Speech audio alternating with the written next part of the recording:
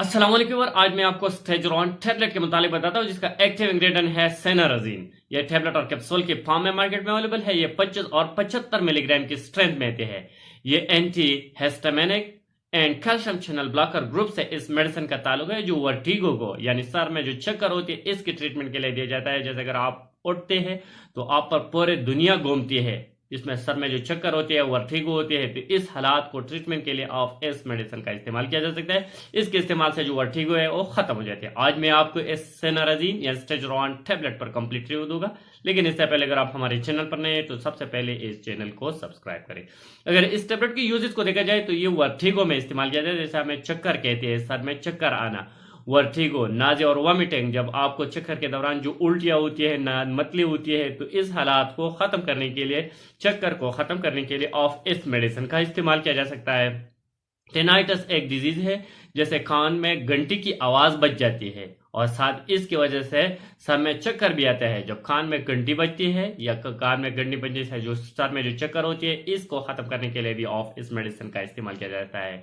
Motional sickness, जैसे हमें हमें सफ़र के दौरान जब उल्टी आती है, गाड़ी में सफ़र करते हैं इसके दौरान जो उल्टी आती है इसे मोशनल सिकनेस कहती है, इसके ट्रीटमेंट के लिए भी ऑफ मेडिसिन का इस्तेमाल किया जा सकता है। लॉस ऑफ मेमोरी में दिया जाता है। ये ब्लड फ्लो ब्रेन को मेंटेन कर देती है, इम्प्रूव कर देती है। ब्रेन को ब्लड फ्लो जब इम्प्रूव हो जाती है तो इसकी वजह से जो चक्कर है वो भी खत्म हो जाती है। लेकिन स्पेशली ये मेडिसिन वर्टिगो के लिए है, जो सर में जो चक्कर आती है इस चक्कर को खत्म करने के लिए, वर्टिगो को खत्म करने के लिए आप इस मेडिसिन का इस्तेमाल किया जा सकता है। अगर ये साइड इफेक्ट को देखा जाए इस मेडिसिन की, तो इसके इस्तेमाल से आपको डेजीनेस हो सकती है, यानी थोड़े बहुत नींद आ सकती है इस मेडिसिन के इस्तेमाल से। ड्राई माउथ यानी मुंह की खुश्क हो सकती है इस मेडिसिन के इस्तेमाल से। सडेशन काज कर सकते हैं ये मेडिसिन, सडेशन और स्किन रैशेस भी काज कर सकते हैं ये मेडिसिन। अगर इसकी कॉन्ट्राइंडिकेशन को देखा जाए तो इस मेडिसिन के लेवर पेशेंट, किडनी पेशेंट को नहीं देना चाहिए। इस मेडिसिन के बाद आप ड्राइविंग और हेवी मशीनरी को नहीं चलाना चाहिए। प्रेगनेंसी और लैक्टेशन में भी नहीं देना चाहिए।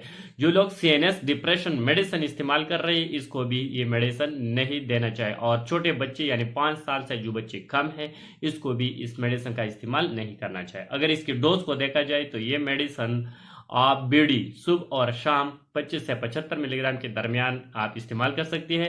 लेकिन आपकी डॉक्टर आपको जितनी भी डोज आपको रिकमेंड किया, 25 या 75 बीड़ी यानी दिन में 2 दफ़ा आपको रिकमेंड किया, या ओडी दिन में 1 दफ़ा, आप इसके मुताबिक आप इसका इस्तेमाल करें। जो भी मेडिसिन आप इस्तेमाल कर रहे हैं इस्तेमाल से पहले अपने डॉक्टर से सलाह मशवरा करके बाद में मेडिसिन का इस्तेमाल करें। Thank you for watching.